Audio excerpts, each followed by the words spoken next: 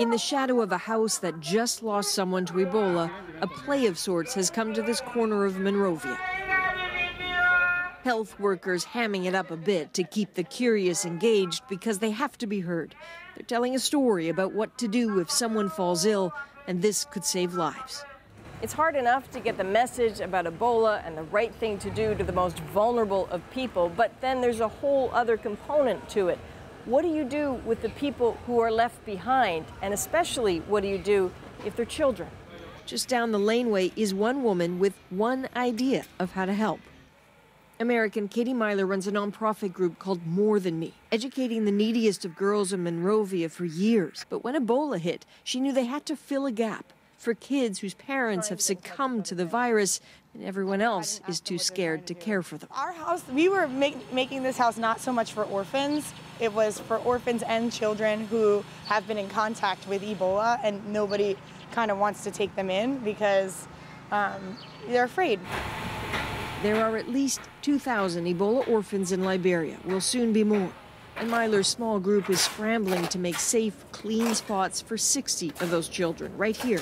Watch over them for the 21-day quarantine period and try to get them care if they show symptoms. A start with a surprise first visitor.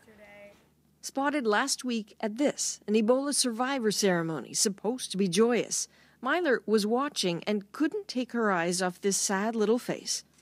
She was there crying and everybody else was kind of celebrating. And when I asked them what happened, they're like, her parents died. They told me. Her name is Esther, and that day at the ceremony with her parents gone, no one was there to take her home or anywhere. I told the people at the hospital if she wants to stay with me for the night, because I know that the ministry actually has some plan for orphans coming, or they're getting something ready. She can stay. She has a place to stay where I'll care for her, love her, and she can have movies, and until the ministry can come and get her. Right. So you're pretty attached. Yeah, I got attached to her. Of course she did. Hello, baby girl. Now young Esther, who says she's 8, maybe more, is only just starting to talk. You like to color? Can we color?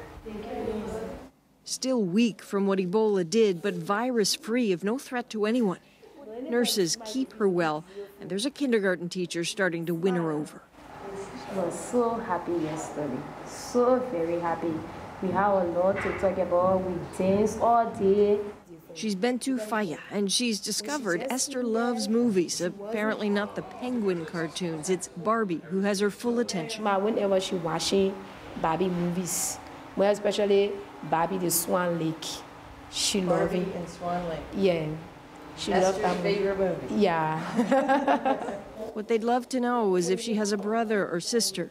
She hasn't opened up about that yet. Maybe the Ministry of Health knows. It's trying to trace family willing to take her. And if it can't find any, then she will be off to an orphanage, potentially soon. Esther may not realize it. Katie Myler can't get it out of her mind. The brutal, honest truth is it's hard. I mean, it's really, really hard. They'll try to stay in touch with her and try to get ready for what could be the arrival of so many more Esthers. Adrienne Arsenault, CBC News, Monrovia.